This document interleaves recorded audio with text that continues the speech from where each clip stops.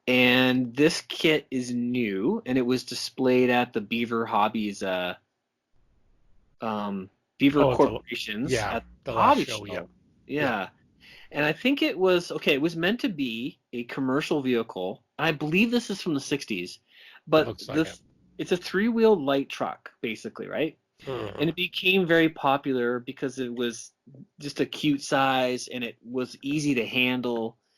And I think it became kind of a very popular, just sort of commuter passenger car. Makes And sense. like Or I've never, delivery vehicle. yeah, I think for both. I think people just it it got Yeah, some success as just being a, about town kind of car, right? And it was right. small and cheap and but I get the vibe it was a six like I never saw it. This is definitely a 60s kind of thing, right? Or maybe a hmm 50s even. But I thought that was a super interesting kit. And I will just for our listeners, that kit is going for about 41.24 Canadian on Hobbylink Japan. So Okay, obviously, that's not bad. Not yeah, bad at all.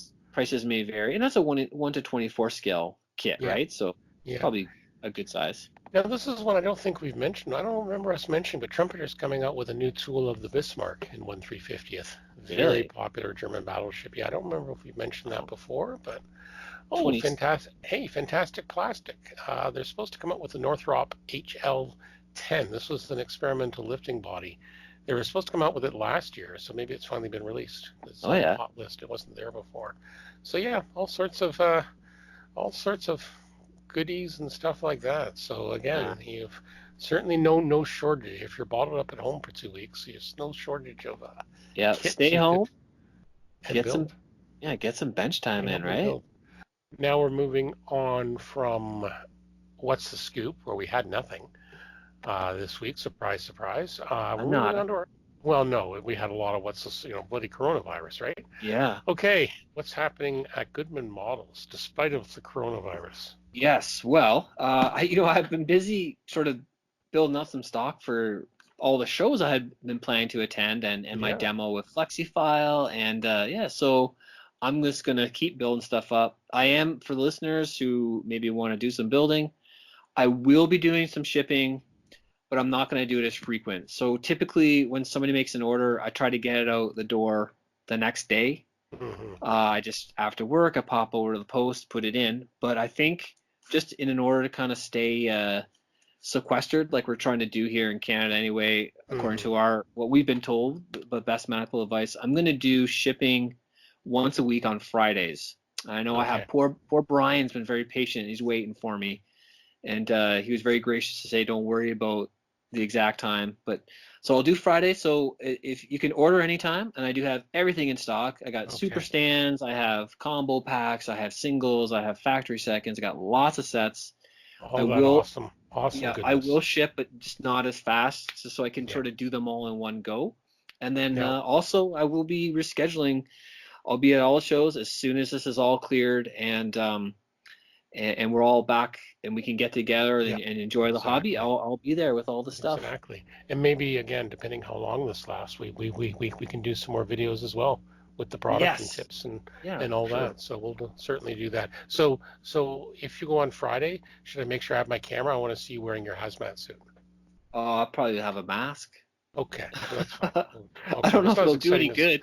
It's not probably as more exciting as the important. hazmat suit. Yeah, probably just the best thing is not to go out, but I will get the order shipped. Yeah, no, And I think you'll be fine if you do that.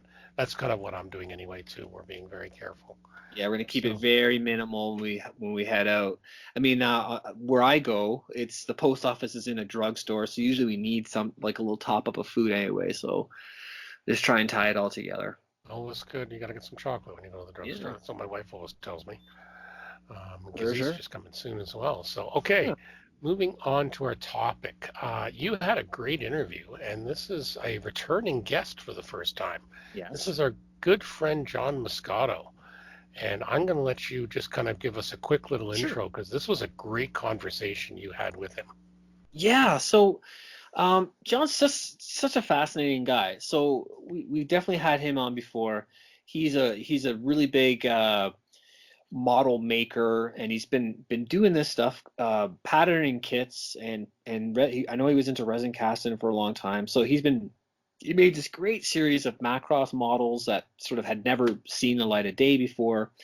Um, and they're highly sought after, kind of low run kind of model kits, and a little bit more expensive, but then they're also limited edition. They're all large scale, and he really does just a beautiful job on these things. So he had been working on an original idea as of late, something that he came up with a long time ago, kind of for his own sort of science fiction concept.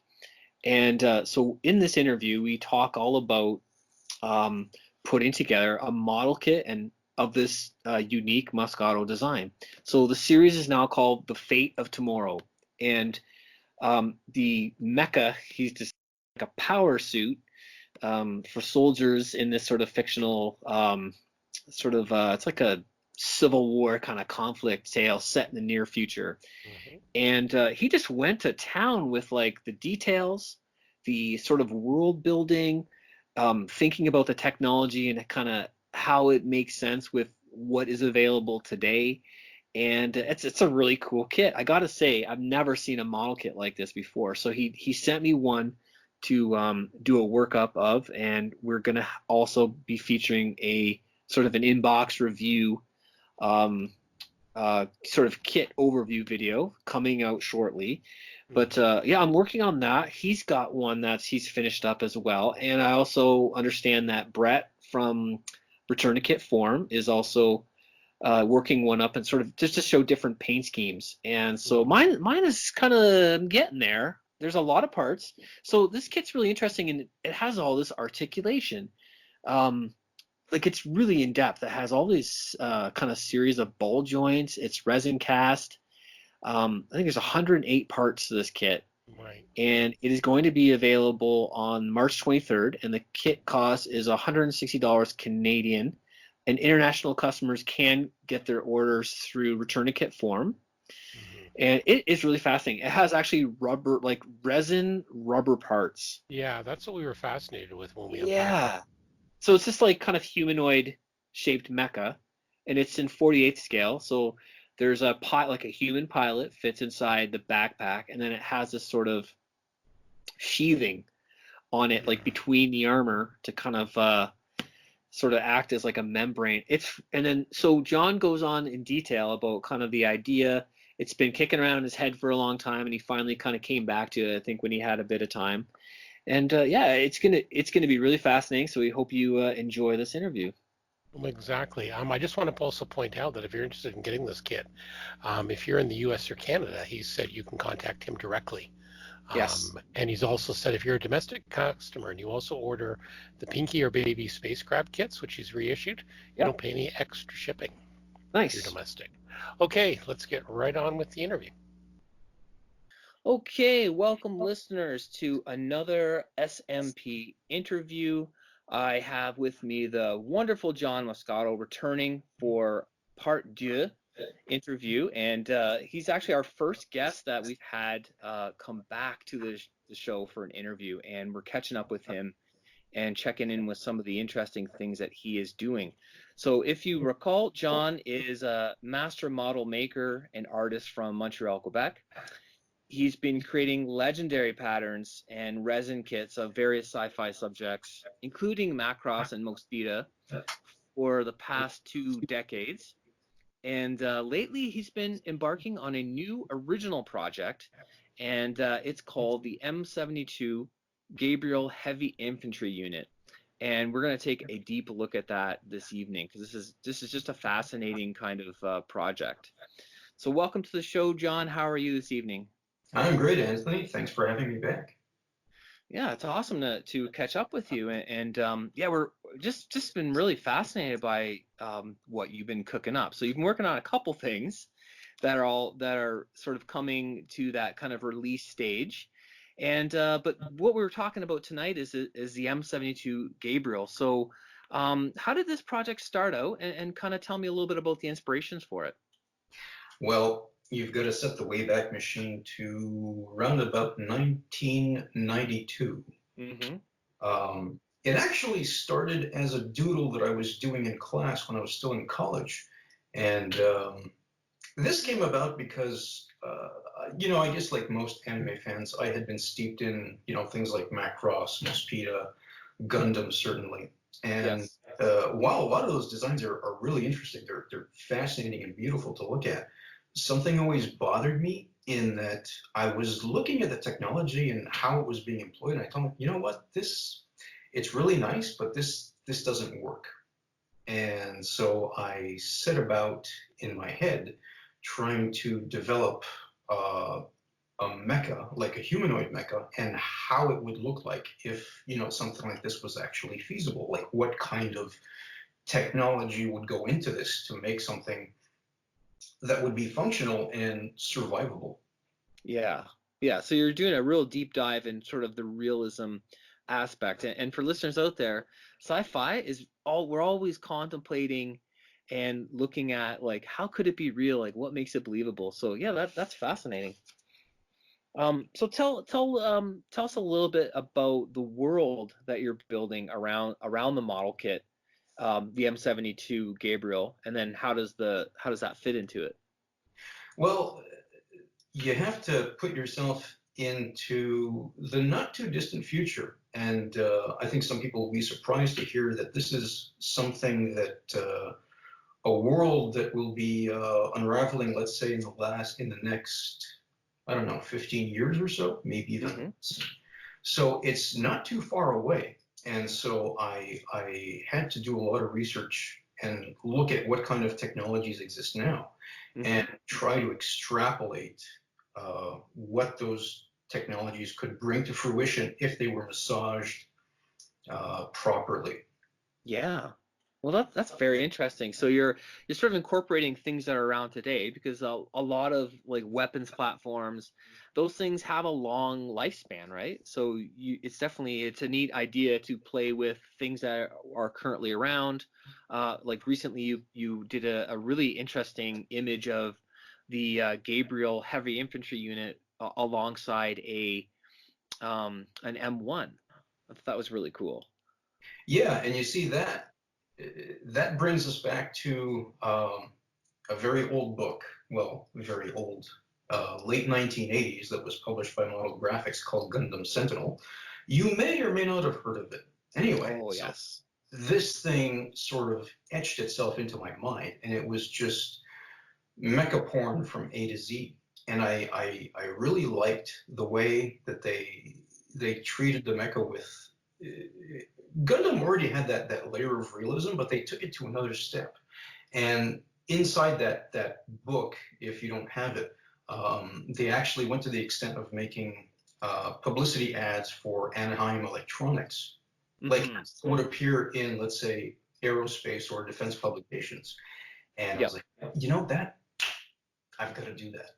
And so Yes. that's what I did. And I started doing that for the weapon system and a little bit for the Gabriel itself to help situate the viewer, sort of try to wrap their mind around this thing. Yeah, and that just for the listeners, Anaheim Electronics is a fictional sort of weapons development like civilian contractor company, and it features in the story of Gundam, and they're developing and making prototype sort of weapons of war. And there's lots of characters that work there, and it's sort of interwoven throughout. And the book that John's referring to has those beautiful advertise like sort of fake faux advertisement style, and they really tickle my fancy too. I have that book, and it is one of the prizes of my collection as well. And yeah, it's fascinating that they went to that effort to mimic sort of real life things. Yeah, no, that I think that struck a chord with a lot of people, and it just helps to immerse the viewer, the modeler, the prospective customer into the universe, so that they kind of understand how this thing works. And one of the comments that I get probably more frequently is that they look at the M72 and they say, well, this just looks like a power armor. I can't understand why you'd make it so big. And Mm-hmm. everything has a purpose. You have to Mm-hmm. understand that everything is a trade-off between firepower, mobility, and protection. And yes, you could probably make a power armor with that same technology. But don't forget, when you're doing something that's the size of a man, let's say 6 to 10 feet, it has to sacrifice more of its weight for its power system. So that sort of like penalizes the system in terms of weapons carriage. So then there's also range. If you have a human-sized mecha, how far can it go? What kind of constraints does it have? What if the pilot needs to answer the call of nature? All these things. Yeah, exactly. Yeah, support vehicles and all that kind of stuff. Exactly. And I tried to design this thing as much as possible to function with a lot of the existing equipment that we have now. So if it needs to be towed away, you can use the same system that they use for the Abrams, because basically it can handle a 70-ton tank. So this mecha, which would be around, let's say, 42 tons, would not be a big deal for it. Interesting. Yeah, that's fascinating. Boy, I had a thought about the role. Let's back up a little bit about the actual role of this new type of weapon, right? It's meant to be, you mentioned in some of the detail workup that you're doing, that it's supposed to be like a tank destroyer, or it was to be like a breakthrough platform or weapon. And those are sort of like two opposite ends of the spectrum. One is like pure on attack, one is pure on defense. The idea being that these things being rather expensive and still new, they would start fielding them alongside tanks, but the primary mission of something like this would be to basically break through the heavy lines of the enemy, basically soften them up so that the regular conventional forces, tanks, AFVs, and so forth, can go through and do the mop-up job. Okay. Now, we should also situate a little bit about the background world. What can you tell us about the kind of in the story that you're sort of creating? How does the Gabriel fit into? I know that we were talking sort of before we were doing the recording about sort of the fictional antagonists of the story. Right. Well, I think from the photos, or at least some of them that have been published, you can see that it has something that looks like a United States military forces symbol on it, and that's fairly close because it starts off in the United States. So in a few years, political chaos will probably grow, and there will be a rift between two major political factions, one being the federal United States and the other breakaway states. We call them rebels. Okay. And so in order to make up for a deficiency in manpower and just headcount, they take a huge gamble in developing this technology to help bridge the gap that their manpower cannot achieve. And in so doing, they basically take a huge leap in terms of technology. Yeah, that's wild. So, and that's interesting. So this mecha design, you're saying how it's bridging two roles that are traditionally held by two different types of vehicles, right? Like sort of attack and defense. And that's sort of the interesting, I guess, the imagination aspect of mecha, where you can all of a sudden merge a couple different roles. It's sort of a different new class of vehicle, right? And we've been having lots of discussion on the show, and I think just happening around in social media about mecha and like what is it and where did it come from. I mean, fans of animation and Japanese model world, we know it's been, that kind of stuff's been around, but it's very interesting to see these types of ideas sort of have a counterpoint with like the M1 Abrams and see how it actually, these things could work in a fictional world that's very close to reality. That's very cool. So John, let's talk a little bit more about your design elements of and we're gonna have lots of pictures. I'm gonna include pictures in the show notes so people can see this the design, which is a kit, But yeah, tell us some more about the sort of the technical details about the heavy infantry unit. Well, sure. I mean, you look at it, and as I mentioned earlier, people, assume just by looking at it that it's some sort of a power suit. They don't. They have a hard time wrapping their mind around the fact that it's a little over 8 meters tall, and it's this big because it has to be big enough to carry a weapon that can be used to destroy multiple tanks, be fast enough to dodge those tanks as needed, and also have sufficient protection to take on a tank head on, which something the size of a man would not be able to do. So there are all these limitations that I created within the world.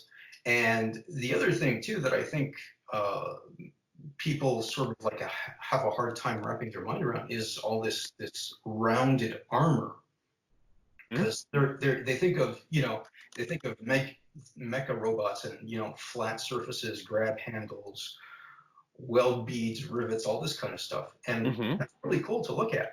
But I told myself, if you're going to make something humanoid, it's got to push the boundaries, because conventional technology with piston actuators and electric motors can take you to a certain distance, but think outside the box, take an extra leap. So this thing is actually not powered by hydraulics or electric motors or levers. If you basically take all the armor off, it has a membrane, which is kind of like skin, or like a kind of a wetsuit, which itself has ballistic protection. And if you look under that, instead of gears and regular mechanical controls, this thing looks like a human being with the skin peeled off. All of it, yeah, it's made with synthetic muscles that are made out of like carbon graphite. I was gonna say like a fiber, almost like a fiber type of skeletal or muscular system, right? To create the movement and to heft the weight around. Exactly. It's got all the same muscle structure as a human being, except that instead of being out of flesh, it's made out of carbon. And this is a technology that exists now. They're already starting to do stuff with this. And carbon fibers are incredibly strong. So if you pump enough electric power through that, I mean, you can have something that is massively, massively strong and massively fast. Interesting. So kind of almost, I'm sort of sensing a little bit of like a Pat Labor kind of vibe, where even though that was more like purely mechanical, like they were using just like typical engines and put inside like a robot frame, right? This it's like the same kind of natural evolution from like what we have now, right? Jets, tanks, and this kind of making into the mecha format.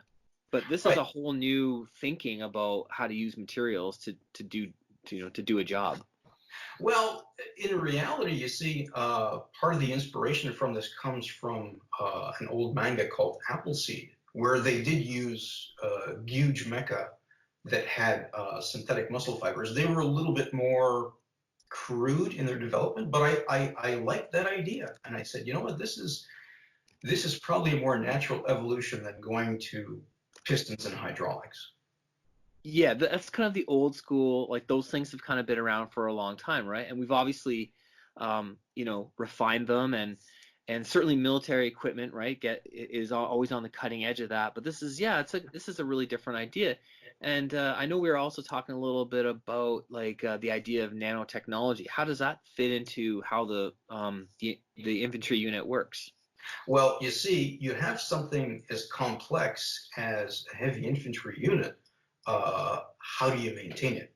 Like, if you have to devote man hours to disassembling this thing, which is practically a biological machine, it's going to be messy, it's going to be laborious, it's going to take forever. That doesn't, that's okay for a tank, but you got to think outside the box.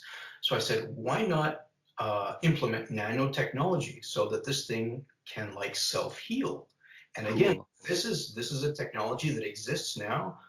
certain luxury automobile companies are actually looking at this technology to repair bodywork. Wow. Yeah, Really? That's that really fascinating. surprised me. Yeah, and so this is a thing, and I said, you know what? If you can do away with like the regular clumsy maintenance of something like this and just have like nanobots repair it, you're golden. And so basically, what would happen is if this thing gets destroyed or at least damaged in the field, you've got some field techs that come up to it and they can basically apply what looks like this black grease, which would contain the nanobots and some building materials, and just slap it on, and the nanobots just do all the work. Wow. Yeah, I mean, that's fascinating because I know, like, for example, any kind of military operation, there's for like, there's so much more support staff behind the lines, right, that service the actual fighting force and all the equipment. Like, there's always tons of mechanics and one pilot, right, or and all that type of thing. So it's an interesting idea, and you probably make all those techs really happy, right? Well, I don't know if it would necessarily make them happy, but it would make a mecha like this that would otherwise be cost infeasible. Uh, Mm. it would basically be able to bring it into reality, or at least bring it that much closer. Yeah, just on the edge, right? And I think now technology, I mean, certainly people are working in that field even today and probably a few years ago, and it's that type of thing that is on the cusp of current science and will be used in some kind of way, and that's a fascinating concept, John. Um, could you tell us about some more about the heavy infantry unit? I know you were talking about sort of some comparisons to tank design when you were imagining it. Well, yeah, see, I mean, in order to have something that makes a certain amount of sense, you have to understand the world that you're getting into. And, you know, tanks are their own universe in terms of, they've been heavily refined over the last 100 years. Uh, Hmm. Now we're starting to see the implementation of what are called APS, active protection systems, which is, how can I explain this? It's a little bit like a shotgun that is placed on either side of the tank. Hmm. And when an incoming projectile gets close enough to the tank, this thing fires metal particulates, and it basically either destroys or heavily damages the projectile so that it minimizes the penetration. This is unbelievable technology, right? Yeah, in order to improve crew survivability, right? Exactly, because there's only so much that bar armor can do. Yeah. And you've got reactive armor too, which is very nice and it serves a purpose. But the active protection system just gives it that extra needed layer. And that's why when I created the specs for the heavy infantry unit, I made it so that the armor is very light because it's made of some like very high tech composites. Hmm. But the armor is actually technically weaker than the frontal armor of a tank. But that's okay because it's equipped with what I call a second generation active protection system, which is instead of having conventional explosives to Hmm. destroy incoming targets, it uses energy beams. Like it Oh, wow. has quantum laser turrets on the shoulders and on the backpack, and those will intercept any incoming projectiles and not destroy them outright because that's just, I think, a little bit too fanciful, but damage the projectile enough so that it even if it leaves a chink in the armor, it still will not penetrate. Wow, that's interesting. And I like how you did something really different that I've never seen before. And I like how you explained it to me, and I'll get you to tell that story to the listeners. But you put the pilot cockpit, if you will, is in the or driver compartment, if we're talking sort of tanks, right, is in the backpack. And I thought that was fascinating. But it's funny because I thought for sure you would make the link with Ghost in the Shell because the Tachikoma has Oh, yes, yeah. the cockpit in the back.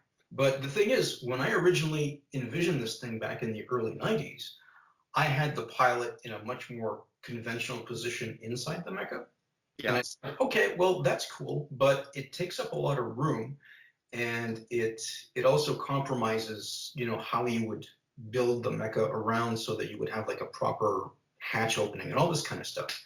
And I said to myself, you know what? When I originally did a doodle sketch for this back in the early 90s, I had it as a joke carrying a refrigerator on its back because I originally called it the Battle Mover. I got the name from Okay. And so I looked at that and I said, you know what? A tank is designed to have its heaviest armor at the front so that it always, as much as possible, keeps its front facing toward the adversary. And the reason why it does that is because you can't have a tank with the same amount of armor all over. It'll just be too heavy. Yeah. So what it costs a lot to power. Well, that too. And so what I did with this is I put the pilot in the backpack so that if something's going to punch through, it literally has to punch through the entire mecha to get to him, and that's not going to happen. Mm-hmm. Wow. Yeah, I thought that was a really clever idea, and I didn't think of the Tachikoma. So just for listeners, and that's another famous anime with all kinds of very interesting takes on sort of like the power armor idea, and they have they're sort of rolling tanks, and they were AI operated, and they kind of had like spider legs, but they also had wheels, so they're very versatile, and then like a front turret, and then they could also accommodate a human driver, but it was on the back. It's almost like a spider-like tank. So just to give some reference, it's a really very very clever design. It's very unique looking, and I think my only maybe it's not a drawback, but the Tachikoma kind of looks strange because the driver compartment is actually very large compared to the mecha itself. Yeah, it's like a mini spider tank. Yeah, and it looks a little bit imbalanced, but I still like it. Yeah, it's kind of like you mentioned, it's sort of a bit of a fanciful design, but it was very striking, quite a popular from a very popular series, and probably in the first film, the tank at the end, that was maybe a more plausible design where it was like a full tank with legs. It was almost like a full turret and a body, and it was like a six-legged. Boy, it's been a long time since I've seen that film, but that type of idea might be more plausible, right? Where the best way to get more mobility other than tracks is to take your tank and lift it up and put it on wheels, or sorry, not wheels, but legs that can actually traverse different, uneven terrain and whatnot. But yeah, it's really interesting. Well, that brings me to another point in that a tank on legs has a lot of advantages in that it can traverse terrain that a tank simply would not be able to. Yeah. It can scale very steep inclines. It can run, it can jump, and so yes, there are trade-offs to a design like that, and one of them is that something like the M72, even if it's only about 42 tons, don't forget it focuses all its weight on two small feet. It doesn't have like these two large tracks to disperse the weight of the tank. Yes. So ground pressure is very high. So you have to think, okay, something like this, even if you're lighter, there are certain bridges that you can't cross.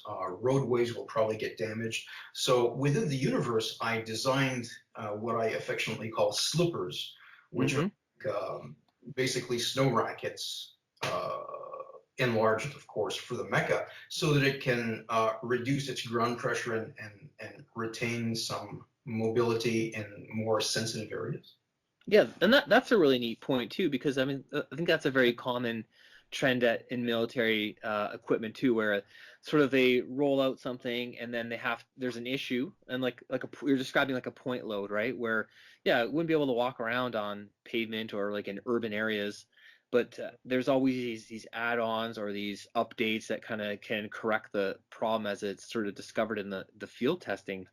That's really interesting. So tell us a bit more about there were some other features that we were discussing about the design, about the manipulators or hands, right? There was shields to protect them. Yes, because that's one of the things that always sort of rubbed me the wrong way with anime mecha, is that they've got these really complex manipulator units, or hands if you prefer to call them that. Yeah. And they would use them to punch and grab and do all this kind of stuff. And, those things are really complex and very easy to damage. Yeah, So, absolutely. That's a huge kind of a bit of sort of an overlooked thing in yeah, Gundam maybe, or like the sort of mecha anime that, yeah, those, they're very fragile, complex. So tell us about your solution to that design. well, the hands are useful because, that's natural extension that the human being has and requires no training to use.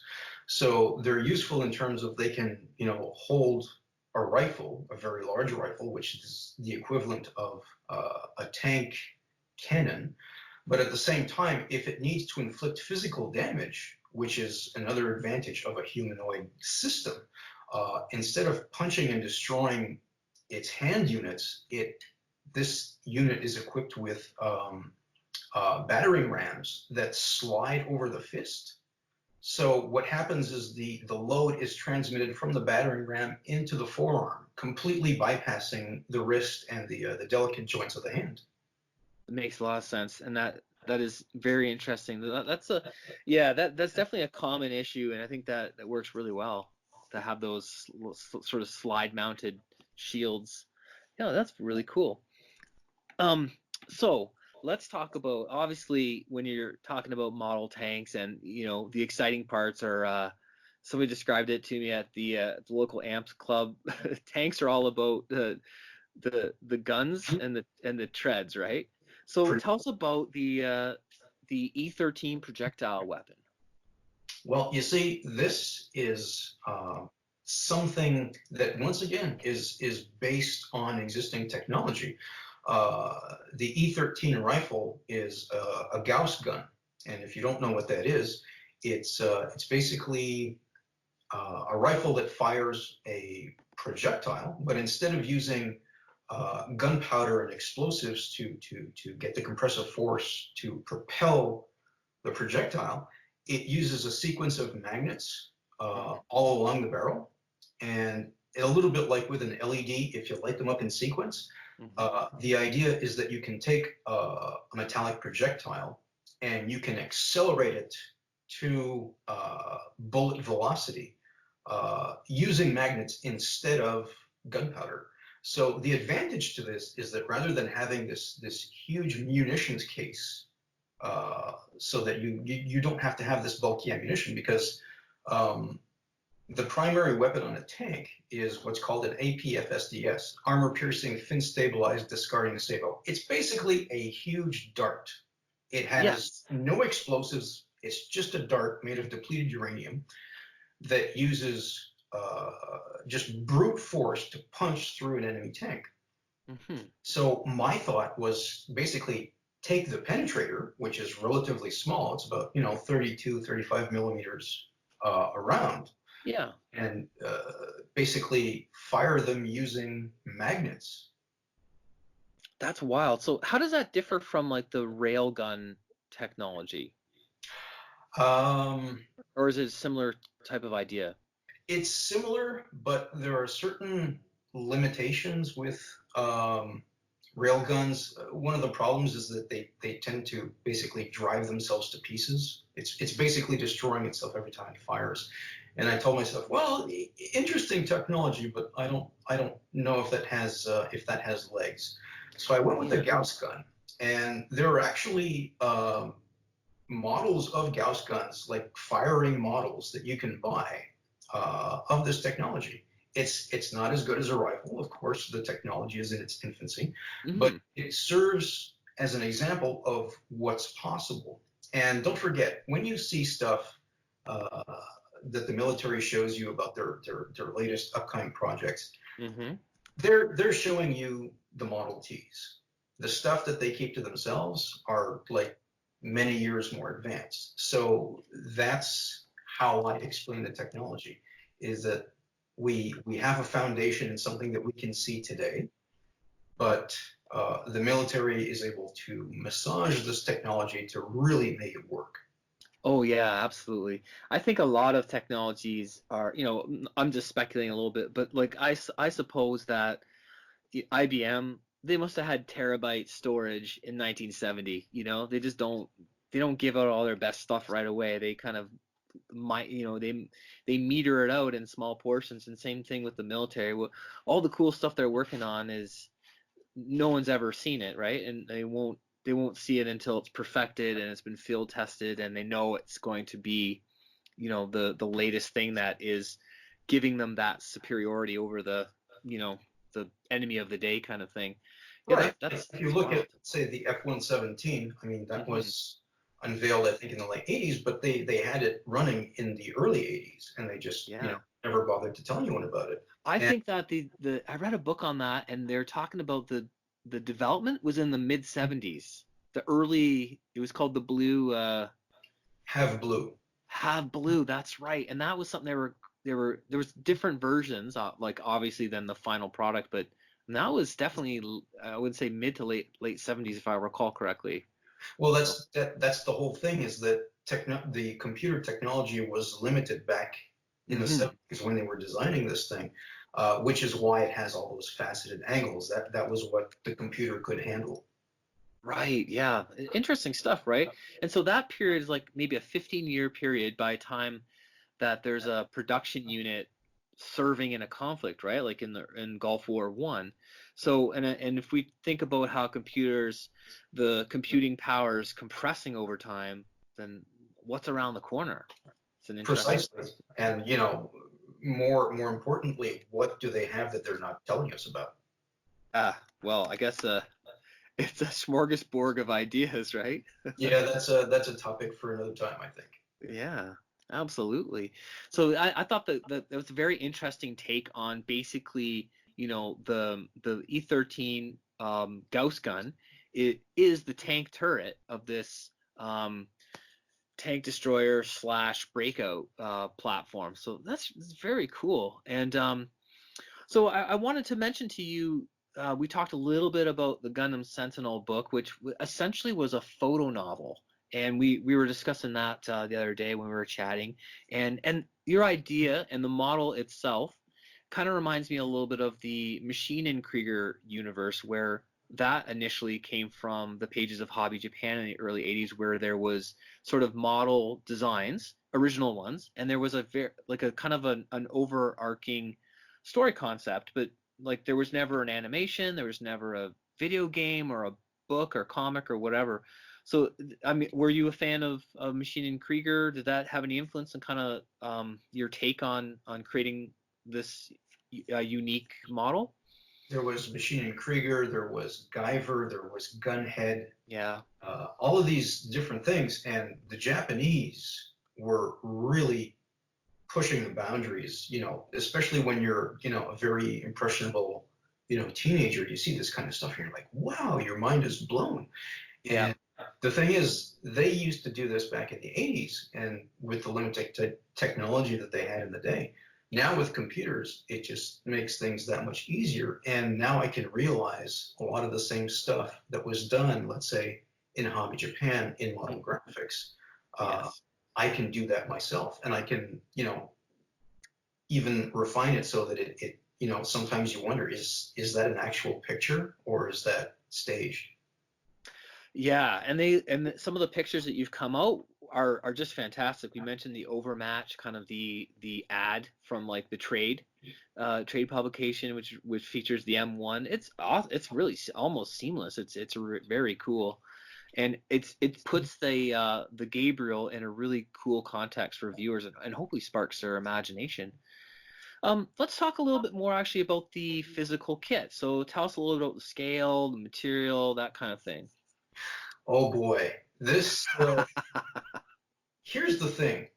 I did actually start making a kit back in, let's say, 1994, 1995. Oh, wow. But at that time, my sculpting skills were a fraction of what they are today. And I was using Super Sculpey to make this thing because it was basically very curved, and I figured, it's easier to do this with clay. And I had a few parts done, and it was never quite what I wanted. So I put that aside for many, many years. And then last year, I got the itch again. And I said, you know what? I've had this design, sitting in my repertoire for years and years and years.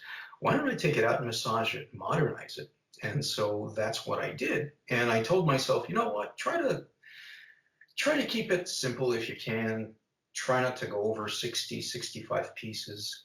And I tried to do that. And 65 became 70, then 75, then 90, Wow.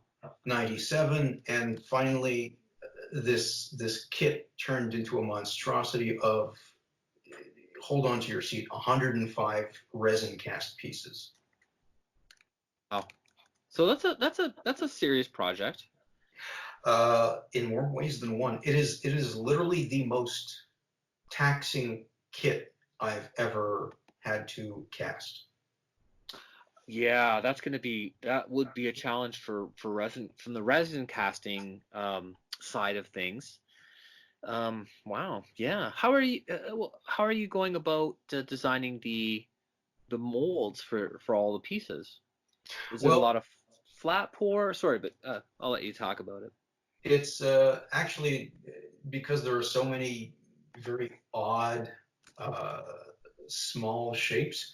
I don't have the luxury of many flat pours. Ah. So, yeah, the molds are very complex. And I like to use my tried and true method of basically you glue the master pattern to a base. Um, you build a mold box around it, you pour the mold liquid, and then you use an X-Acto to slice it open and extricate the master. Mm-hmm. And that seems to work fairly well. I've come up with a few tricks to help get rid of like air pockets and voids. Mm-hmm. So good for me. Yep. And yeah, but the And thing great is, for the modeler too, because yeah, a better quality resin pour makes for a much nicer build for the end consumer. definitely. I mean, that's one of the reasons that I started doing this is that I used to be I technically still am a kit collector, and back in the day we used to have all these JAFCON kits and these limited edition. They still do them now. They call them Winterfest kits. Uh, Yes. Very limited edition models that are only available for a very select time. And you get some of these things, and there were a couple of times I looked at a model and I just wanted to break out in tears. I mean, it's just this is Un yeah backwards unbuilt. Yeah. technology. Unbuildable. But and you mentioned JAFCON and which eventually turned into Wonderfest. The coolest stuff comes out. They're kind of like event special kits. And they're never to be found anywhere else. Maybe on the secondary collector market, but yeah, sometimes the resin production is just it's well intentioned but poorly executed, right? Well, you have to understand that a lot of these people don't do this for a living. It's sort of a passion for them, Yeah, and it's an they're amateur production. right. So Yeah. their thrill is the sculpting, and they sort of make do with molding and casting based on the knowledge that they have. And Yeah. sometimes it ends up working out really well, and sometimes not so much. Oh yeah, I mean and we have talked about on the show we've talked about resin casting early with your first interview and with Brett from Return to Kit Form, and it's a challenging process, and there's a lot of knowledge and a lot of experience goes into making a really decent kit, and that does people often balk at the price of the resin kits, but it's not at all the same economy of scale behind a Tamiya plastic kit. So they're very complex to make those good molds. Right, and very expensive too, because Yeah. metal dies can run in the hundreds of thousands of dollars. So you look at, let's say, a 148th aircraft Hasegawa, will run in the $70, $80. A resin kit will cost much more because instead of producing 10,000 units, you're down to a few dozen. So you have to offset the cost of developing and producing this thing over far, far fewer numbers. Yeah. And then when you returned to working on the Gabriel, can you is it easy to put in perspective like how many months you spent developing it and then like sculpting the master pieces and maybe up to the point where you had a good prototype master? Well, the research started in January last year. And what would happen is whenever I would have free time, I would just do research on different technologies to try to base it as much as possible on things that already exist. So there were quite a few months of research, and the sculpting part actually took around about a month, and that was a lot faster than I thought it would be. But I guess I already had my idea fairly well settled in my head. Like I knew exactly what I wanted, so it was just a matter of printing things out, printing out some technical diagrams, and getting to work. Wow, that's awesome. And you'd obviously previously drawn out a lot of sketches and sort of different views of the actual design, so you kind of had it refined. If the listeners aren't aware, John's also an accomplished sort of traditional artist or illustrator. Is that correct? Yeah, I actually studied illustration back in college, and I do enjoy it. It's so very therapeutic. It's just that when you're busy building models, 10, sometimes 12 hours a day, the last thing you want to do when you're done is pick up a paintbrush and start painting. So yeah, exactly. Or work on models, the same thing. But those skills would have helped you in designing the actual Gabriel, right? And then using different drawings to kind of create the master kit parts. yeah, that was done. That was actually done on a computer, but not in the way most people think, because I think most people are used to having 3D rendered things. My CAD is absolutely horrible. So what I do is I actually use a program called Corel Draw. Okay. I produce just 2D views of the parts that I need, and I don't have to make them terribly complex because I sort of know just based on a rough outline. Okay, well I can do this, this, this, this, and this. So I try to keep the technical diagrams as minimalistic as I can keep them, just because they take more time otherwise. And I do most of my work in the shop. Oh, very cool. So you're sort of, once you have a couple different views, like say a front view and a profile, you can, when you get down to sculpting the part, you're just bridging the gap as you see fit, kind of in the moment, like physically. Pretty much. And a lot of times what'll end up happening is I'll imagine something in my head, and I'll create technical diagrams that look one way. And then when I get around to sculpting, I say, well, you know what? This would actually be like a more efficient system, and I'll make the changes on the go. Cool. Yeah, that's awesome. It's a very spontaneous, very creative process. Yeah, I was gonna say it sounds very organic. You're not, since it's from your head too. You can make the call. Okay, you know what? This is a better way to design this. It matches more kind of the idea. That's quite cool. And that also leads to a lot of parts being started over. And there were quite a few for the Gabriel, because I ended up, I started off with one solution. I sculpted it, and I said, you know what? No, this doesn't cut it. So there are a lot of parts that I just started over because I said, you know what? It's not good enough. And that is definitely a tale I think everyone can relate with, no matter if they're just building kits or trying to scratch build something or come up with something completely unique. Yeah. So it's not just you, it's everybody. Well, I think, there's the pride element, but with regards to how I approach it, I do this for a living. This is my business. Yeah. So I have to maintain a certain level of quality, otherwise people won't buy models. So a lot of times when I'll start things over, it's not so much to feed my own ego. It's just that, if I was a modeler and I was looking at this kit that cost anywhere from $150 to $400, would I buy this? And the honest answer inside me is no. Then I start the piece over.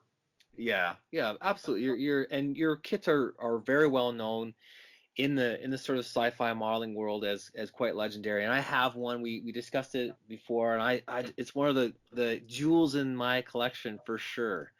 And it is very crisp. It's very nicely done. Well, so that's yeah. thank you for your effort. It really does pay off to make a very nice model. So John, tell us about the kit. The kit is in scale. The kit is in 1/48 scale, and I did that because I thought, let's say 1/35 would probably be a little bit too big, especially since it's something completely new. People need to warm up to it, and I don't think people are ready to lay down $250 on something they don't quite understand. So Yeah. I chose 48 scale because it's sort of a nice sweet spot between large enough to show detail, but not so large that it makes it cost prohibitive. Yeah, and I think like I like how it fits nicely in with 48 scale armor. Like for example the Abrams, which you sort of envision it kind of working with in that kind of near future setting.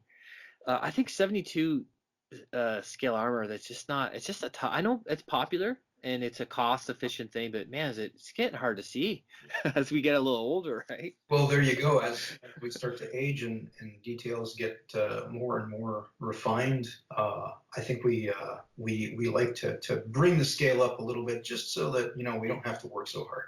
Yeah, but 48's that is a nice sort of entry level point where you can start to bring in, these other kits for diorama possibilities, or even just finding, extra details to work with, that you borrow some stuff from another kit to kind of work with something else if you're getting in that kind of zone with your building. That's cool. And did you have a final parts count for the production version of the Gabriel?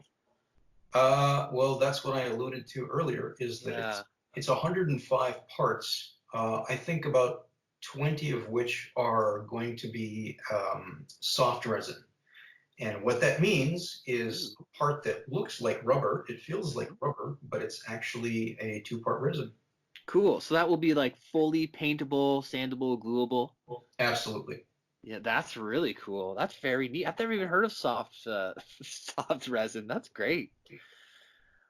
So the idea with are you able to like put it in a pose and that will let the modeler kind of have a little bit of play? Is that the idea? Well, it has ball joints.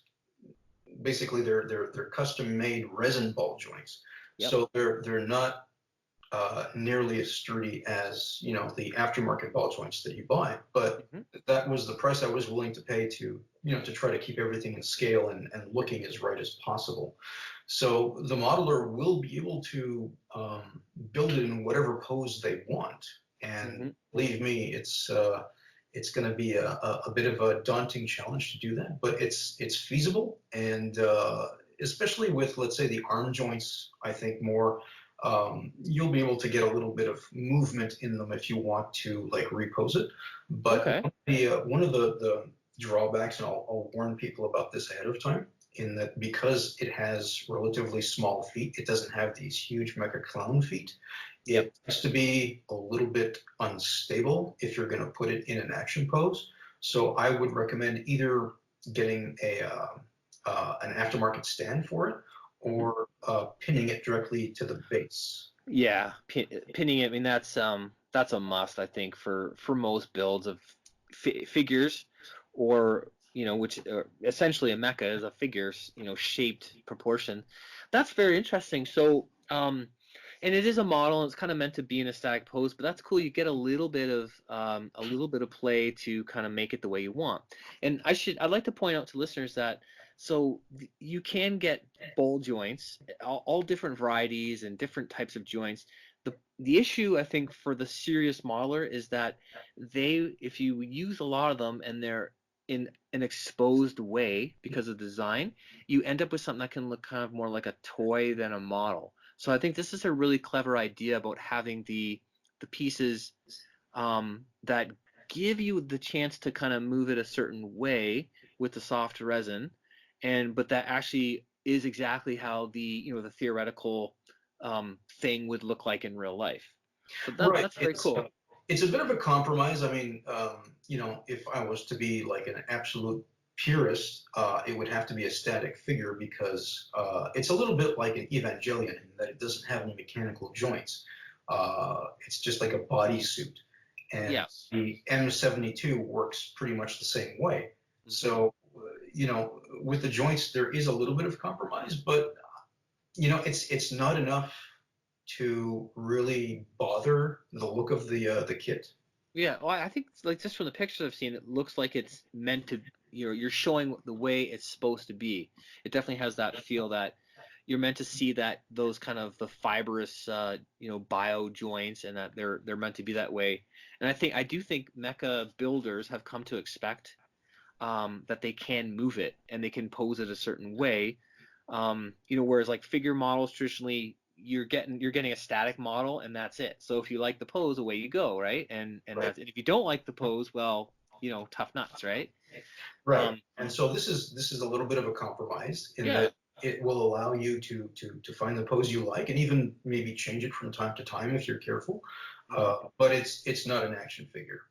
Yeah, and I think like for example, Bandai's Gundam kits, they really can be treated like that, or they could be treated like a static model. I think I gotta be honest, most of my Gundams are all static models because I just put them in a certain way, mount them, whatever I have to do. But then they've been painted and weathered. I don't want to be touching them, just like you wouldn't want to touch your tank model or your airplane after as little as possible.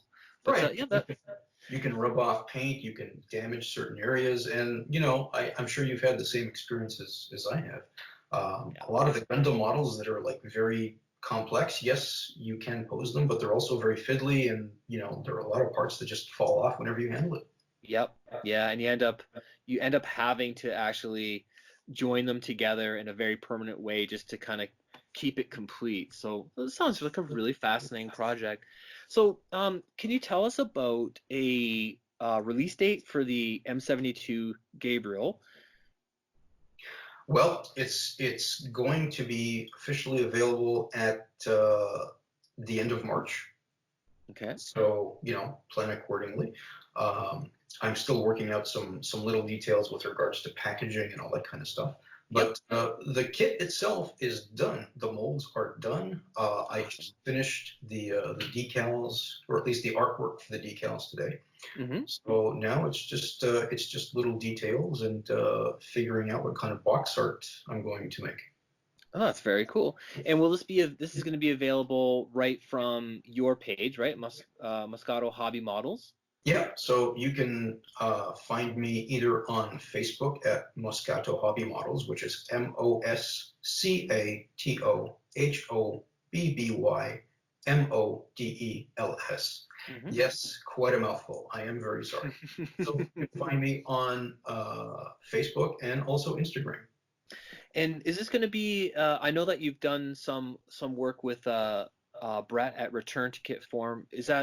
Will be a release that he'll be carrying as well for way over in Australia, or just directly from you right now?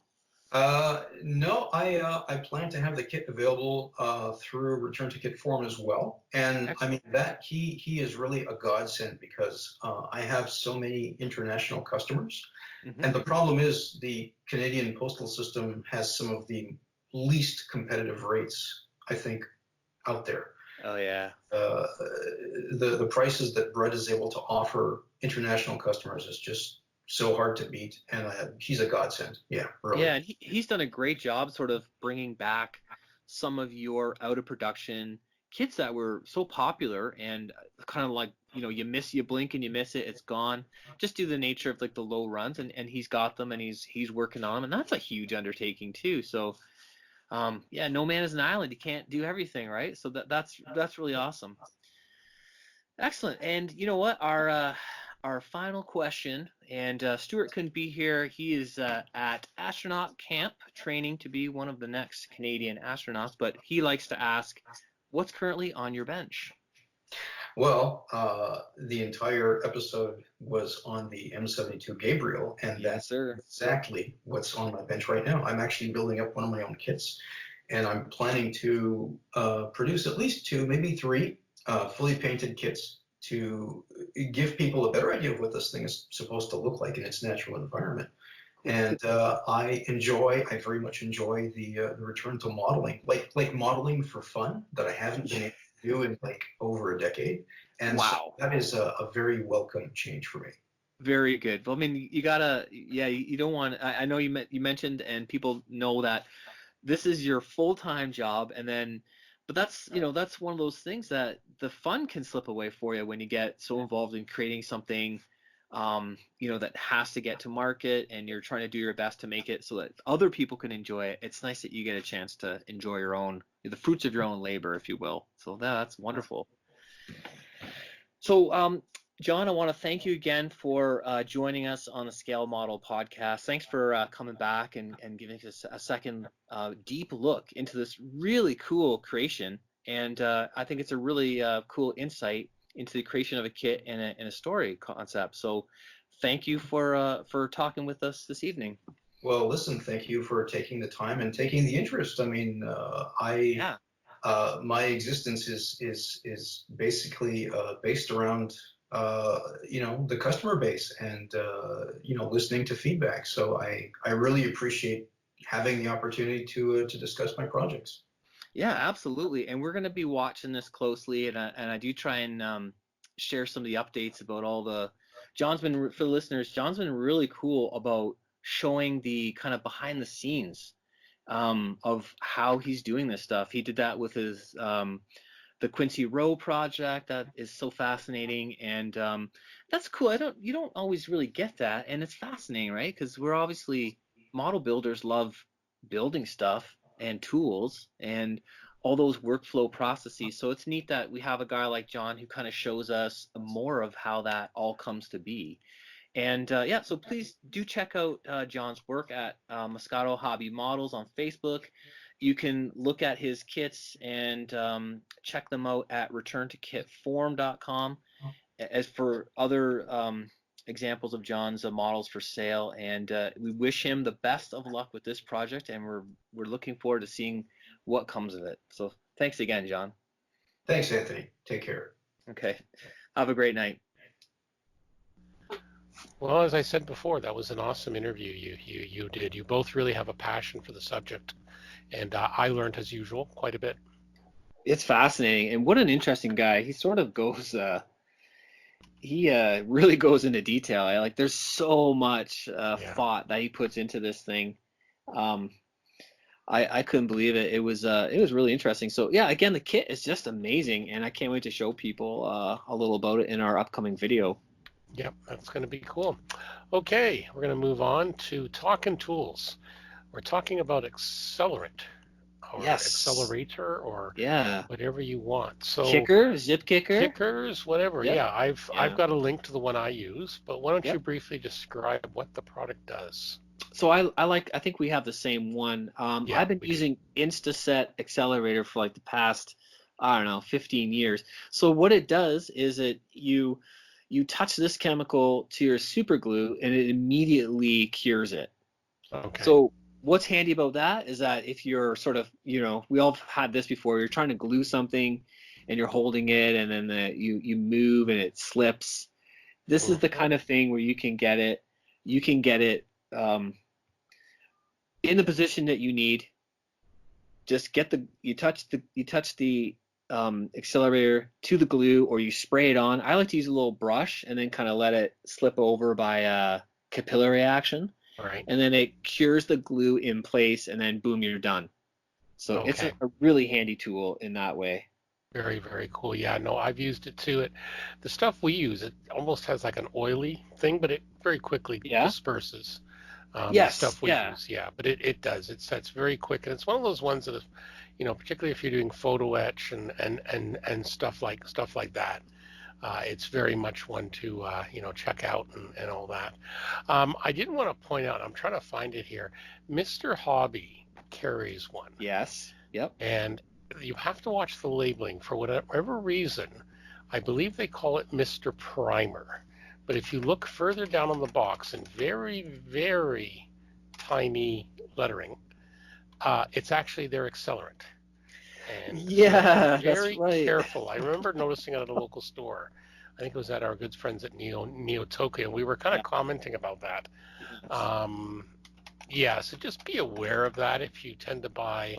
That was kind of we were kind of shaking our head like, what is this product? Yeah, and then I kind of look for, here we go, Mr. Just Primer. That's what it says. Yeah. So the box, there's this big box in big Yeah. letters, it's in English letters. In Japanese, it says Mr. Just Primer. But then if you look down, very tiny lettering at the bottom, accelerant for CA. Yeah. So just keep that in mind. It's not a primer. I Don't guess be, it, in the sense it probably does function, right? You're priming the yeah, CA glue, right? But yeah. I'm it's not not the sure. terminology we use. Yeah, I ran it through because, again, I have the Google Translate app. Yeah. And yeah, the Japanese is essentially the same thing, but it does say it's CA. It's just the name. It's just very, yeah, just weird. So Get anyway, it? just You're keep that priming. in mind.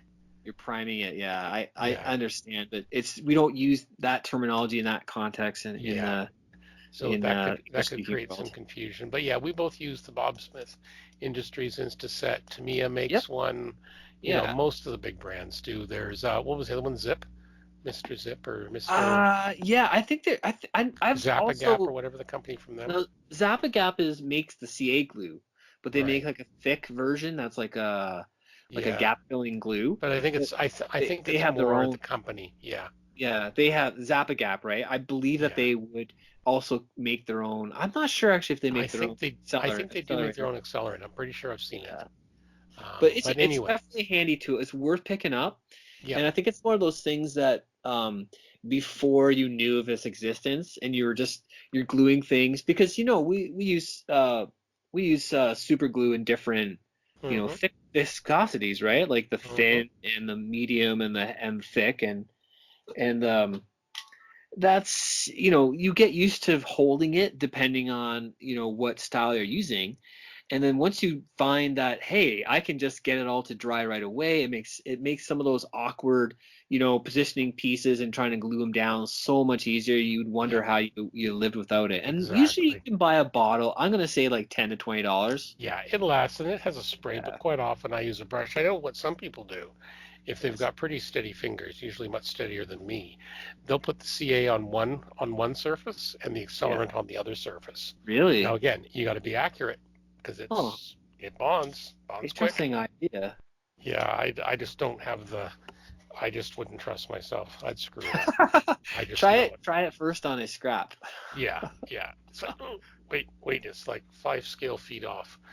Oh Why yeah. is the nose on that figure over by his ear? I don't know. You'd have stuff like that. But yeah, it's one of those things. A bottle will last you forever, and it's Yeah. well worth it.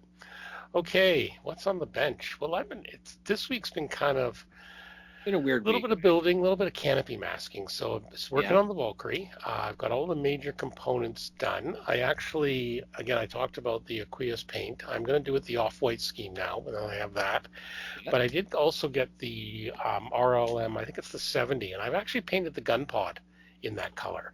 So I got that done. I still have to assemble the rest of the main pieces, Uh-huh. and then I have to mask the canopy from the nice, from the return to kit form set they set us. So I'm looking forward to that. Me too. Um, and then also, as I said, I found the other missing canopy piece for the little tiny Spitfire I'm working on. So Nice. I did get that masked earlier in the week. I nearly went cross-eyed. It's Yeah. tiny 1/72, I tell you. But no, they worked, and you use a little bit of Yeah. masking fluid. So that, because I'm building that one with the canopy open and the little cockpit door open, so Mhm. I have to be a little bit creative, like where I put the canopy, and I've got to like seal up the cockpit because the Yeah. canopy is going to be open, right? So I got to do it in Yeah. 2 stages. But I'm hoping that will be ready for at least primer by the weekend. Same thing with the Valkyrie. I'm trying to focus more on the Valkyrie. I'm really enjoying the kit. Uh, Excellent. I'm yeah, glad to hear it's a that. lot of fun. Yeah, and like I said, exactly. So, again, I'm going to use the off-white. The tail planes, instead of using the black decals, I'm going to paint and Good mask and call. stuff like Good that. So call. yeah, no, it's good. It fits very well for an older Hasegawa kit. It fits very very well. I So, remember the day they came out like it was yesterday. and you And the went down and heavens bought the parted finish, and they came down, landed in my hand. and it's like the angels sung and Well, stuff like that. they The still light sing. came out, and it's like, yes, you have been blessed, my son. Yes. And Yeah. now he's got enough. And now he's got enough for a squadron Oh in his my goodness. stash. Yeah, a couple Exactly. squadrons. Yep. I'll have to read your stash sometime. Right. Okay. So Yeah. yeah, and between that and just editing stuff and a lot of stuff happening. Work's been busy, so I've not a lot of time. Yeah. So Yeah. how about you? Well, I apparently have more time now, so I better be Yeah, productive, I that's think. right. Yeah, you We've all decide. Yeah, we've you're all you're left our officially home job now. site.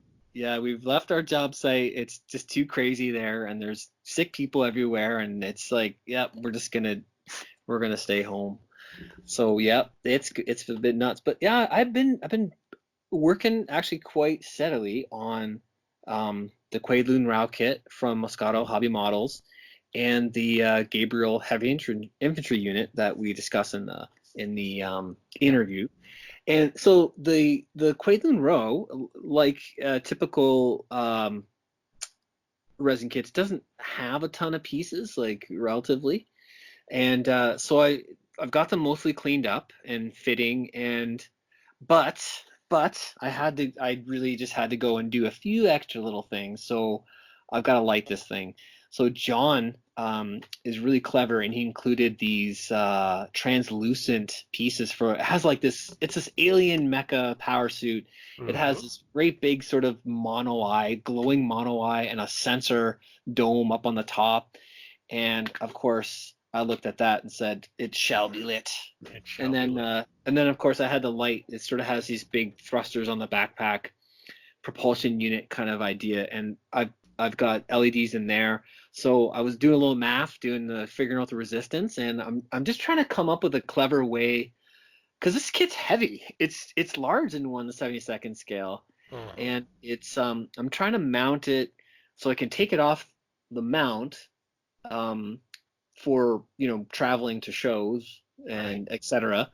And but also kind of have the power connected and so the battery hidden in the stand and in the a switch and that kind Hmm. of thing. So I'm just kind of figuring out the wiring for that. And then with the Gabriel, it does have quite a few. There's so much armor, sort of separate kind of not slat armor, but like separate armor pieces that fit Hmm. around the mecha for. I get like obviously so it's very maneuverable. So Right. just a lot to clean up on that, and I'm just about finished that portion, and I've assembled the torso, which is made up of these segments connected with like these ball joints. Hmm. And so you put it together, and then you do have to glue it, but the way it's designed, it lets you sort of pose it the way you want. So I discussed with John kind of what he was hoping to see, and then so it's kind of ready to go. I can play with it, but then at some point I have to, you know, Decide. finalize the position, and then actually I probably will pin and glue Right. certain parts of it, and then I ended up putting lots of pins in the Quaidloon Rao kit as well, just to give it that extra Hmm. strength. Hmm. And I haven't done any. I can't wait to get into the painting, but I'm being patient, figuring all this other stuff off Right. first. Right. And I think we do need to film a video to carry on with our in-depth review about Yep, we got to resin do that kits. sometime. We got to make sure we're both healthy for that. Either that, or I'm gonna ship you the camera and give you instructions via Skype. Yeah, that's There's a, right. You're persona non grata at my house at the I moment, tell sir. you, terrible, terrible, and vice versa. But that's fine. I Yeah. should point out though, you posted to the Goodman Models Facebook page Yes. some of the Quincy Row, and you had the LEDs. I knew what you were doing.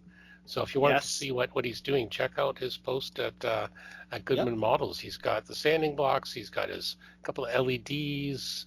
Oh my What else you got goodness. there? You got a I've knife. You got some testers. You're Yep. ready to like create the monster. It's a lot of like testing. Yeah, Always test everything out and kind of see how it's gonna fit. but And it's gonna look good.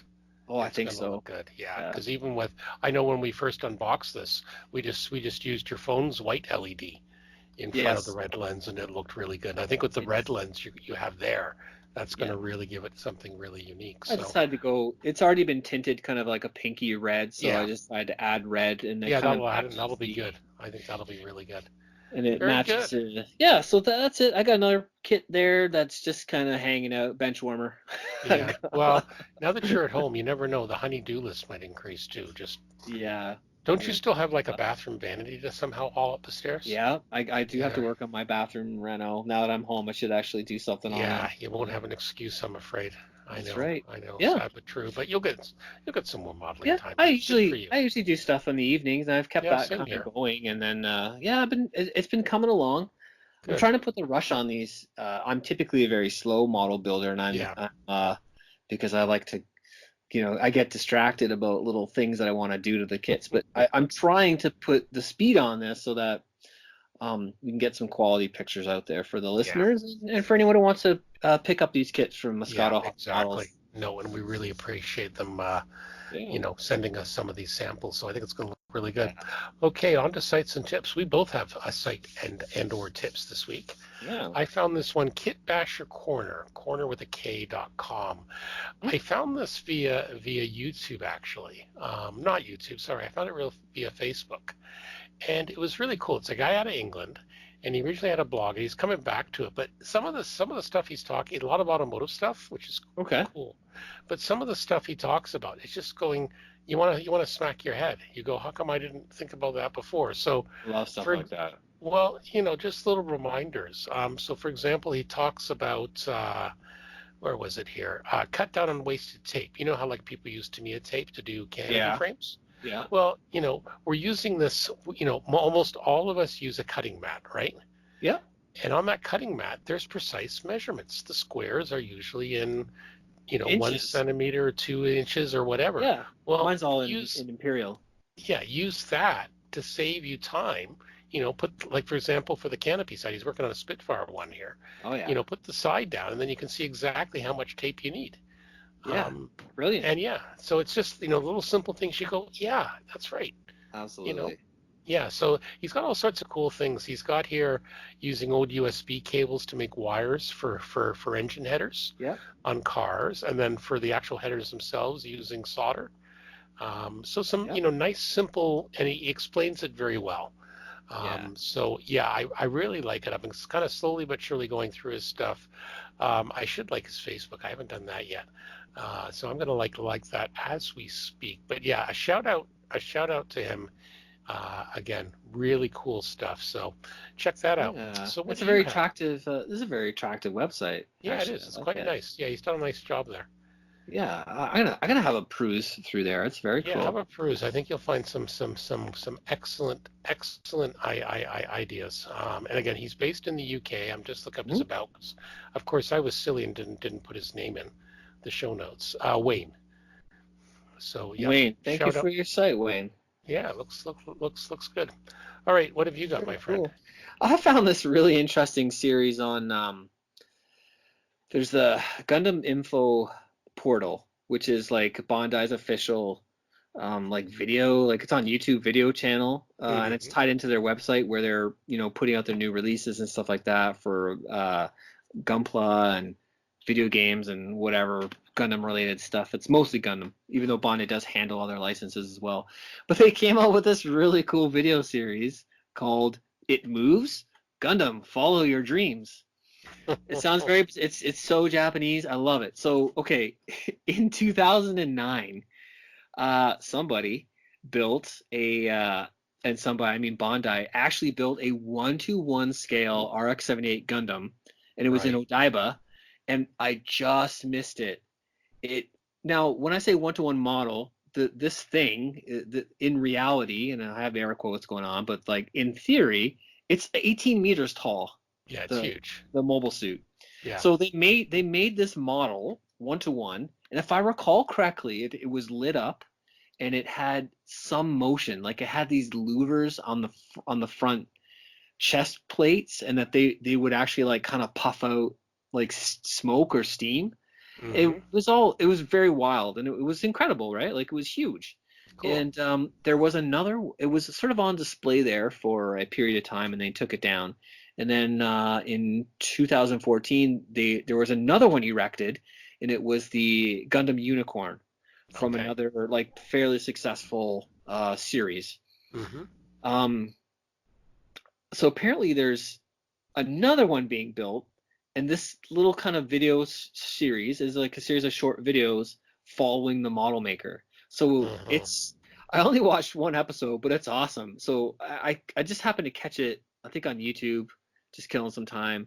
Yeah, I'm And looking at one of them now. It's pretty cool. They're showing in yeah, episode 2. They're showing the arm or the fingers, the hands, with yeah, the actuators moving, and yeah, it looks pretty cool. And they're obviously keeping some stuff under wrap because there's sections here where they're in the yeah, workshop and they've got yes, stuff. They've got stuff fuzzed, shaded yeah. out. But They don't this want to is a reveal it. full one-to-one model. Wow. So it's still a model, and it's supposed to. This one, I guess, is supposed to have. I'm guessing by the title that they're trying to add more articulation to it. So I thought it was really Right. humorous. They actually had Tomino-san, so the guy who created the show and made all the characters and was like the showrunner. Comes to check it out, and he's not super impressed with the model maker's work. He's really, and this guy has It's his baby. It's his yeah, baby. he has a real um reputation for kind of being this hard driving perfectionist who was Right. involved with a lot of the series and subsequent series, and it's I thought it was really interesting. But the model maker who's doing it, I don't recall his name at the moment, but the poor guy sweating profusely, and he knows, I think they know each other quite well, and that he worked on one of the other one-to-one scale, maybe the unicorn Right. model that appeared. No, I can't believe I missed it. I just missed it by months, I think. And I remember seeing pictures Well, like I could have been there in 40 could minutes. have been there and done a selfie with it. Now of course the only thing is as long as they don't put an AI into this. If they put an AI into it, we're doomed. Yeah, let's just You know. keep it in the animation. Yeah, this looks cool. I've just Yeah. bookmarked. I'm going to watch those definitely. But in terms of model building, like this is Yeah. some pretty ambitious stuff. Like trying to make a one-to-one model kit of anything is like you see that on occasion, right? With Yeah. different things. It's just sort of an interesting little aside. They're not super long. I think there's only 4 parts so far, and they're only like 10 or 20 minutes a Right. piece. Yeah, It's they kind of look very interesting. short.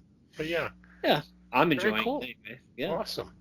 All right. So I think that's it. We got another nice long episode in the can. So as normal, don't forget to subscribe. Let us know if you have any comments or suggestions at scalemodelpodcast@gmail.com, particularly if you know of like new stuff coming out that we don't necessarily cover. We want to know. The industry is so big. It's tough to keep track. Definitely. And we'll So investigate anything, right, Stu? exactly. Definitely. So, we love reading the mail. So we currently record roughly bi-weekly. We're available where your favorite podcasts are found, including iTunes, Google Play, Stitcher, and now, of course, we started Spotify. We also have it on the website at scalemodelpodcast.com, and we also have a YouTube channel where I put a copy of the audio content, usually a day or two after. And again, that's where we'll have extra content. We were talking a little bit about that tonight. Yeah. Facebook.com/Scale Model Podcast. Feel free to like and subscribe. And we also have a Patreon page for our Patreon supporters at patreon.com/Scale Model Podcast. And you know what? For people near the end, we almost forgot something, my friend. Oh.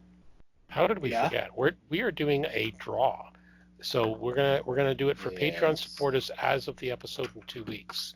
Okay. So we have a 3-pack from Sean's Hobby Tools. Yeah. And as you know, we reviewed those and we talked about it. So it's sorry, Stu. It's Sean's custom model tools. Sorry, I knew I'd screwed it up. My apologies, Sean. It's still great stuff. I'm just overwhelmed. Prize pack number 1 is super loaded. It's super loaded. I got it here sitting on my desk, and I'm jealous because I got to mail it off. So we have a sprue holder. We have the Tamiya glue holder to keep your Tamiya extras in from spilling. And we have the super sanding block stamp. And this one is in the light green of Goodman Models. It's got the Goodman Models logo. It's got the SCM Tools logo, and it looks absolutely awesome. So what we're going to do is next week, just before we go to air, or next week, 2 weeks, just before we go to air, we're going to, I'll just randomly assign numbers again, do it through random.org, and we will announce the winner, and then we'll be in contact. And we'll get that out. Now we should also point out we did mail out our last winner. We mailed it out, so he should be getting a super sanding bot too. Anytime you get a prize from us, we'd really appreciate if you please get a picture of it with it, maybe on your workbench or whatever. Even if you don't want to take a picture of yourself, picture of your workbench. Yeah, it's good. And the other thing because I always forget this, when you're subscribing to the podcast, feel free if you want to leave a nice review. It does help get us in front of more eyeballs, basically. So we should also point out our other podcast friends. Mm-hmm. So who do we have? We have those boys in Australia, right? I think I've heard of Oh, them. yeah. Yeah, on the Once in bench. a while. Yeah, Dave, Julian, and Ian are on Yep. the bench. And then we Some have our fine good, lads. some fine lads. So who do we have way down south in Dixie? Now that is not the model kit bunker. No, that's the Mojo, Plastic Model Mojo. Plastic model Mojo's down south. I Mike haven't and listened Dave. to theirs yet. I need to. I need think to I'll have a catch up. chance now. Yeah, they're on episode 7. They dropped episode 7 recently, and Oh, those are the guys, boys. you know, Mike and Dave. They do a great show, and they always lead things off Yep. with which modeling juice they're starting I off like with. So if you want to learn about good Kentucky and Tennessee bourbon, that's the place to check out. That's And my again, mission. I'm going to go back through all their episodes now that I'm kind of grounded Yep. and get caught up. I'm all caught up with the boys on from down under. Okay, that's good. Yep. And then we also have the Scale Model Shed, 3 guys over in England at scalemodelShed.com. And again, I'll put links on. And they put different stuff out. They put a big episode out usually about once a month, and then they have some smaller reviews and stuff like that. And what's nice is all 4 podcasts, we all cover different elements, and it's really good. It's a nice little combination. But yeah, you should never run out of stuff. It's especially now if you're stuck inside, you have something to listen to. Yeah. Also, one other announcement, because I was just thinking about this with the friends at On the Bench, there is going to be a Moosearoo Cup Part 2. Oh, yes. Yes, so our good friends at IPMS Hamilton, they've apparently already selected the kits. The original plan was for me to pick up the kits, and we were going to do a brief little recording of them announcing what kits that myself and Julian were going to be building. Obviously, with Heritage Con now being delayed, we're going to have to figure that out. But yeah, at some point I will get the kits. We'll try and figure out something, and then we can get arranged to get them. I will ship the one down to Dave in Australia, and he can pass it on. So Moosearoo Cup Part 2 will still be on. We'll see what happens there. I believe there was some evil laughter when they were saying they've selected someone. So, good. Yeah, Ian and the gang there, and all that. This could be very interesting. So it's going to be good. All right. So I think I've rambled for long enough. Have you rambled for long enough? Probably. Yeah, maybe. Yeah, a little bit. You get to sleep in tomorrow, you lucky sod. I do. You do a little bit. The kids will get you. Or you know what? Our producer, Mr. Sparkles, he'll get you. Oh yeah. He'll say, "There's no sleeping. There's no sleeping in the Goodman household." No, there never is. No, the chores will begin. Okay, so that's it for this week. So see, I'm getting tired. So my name is Stuart Clark. And I'm Anthony Goodman. Thank you, and be well.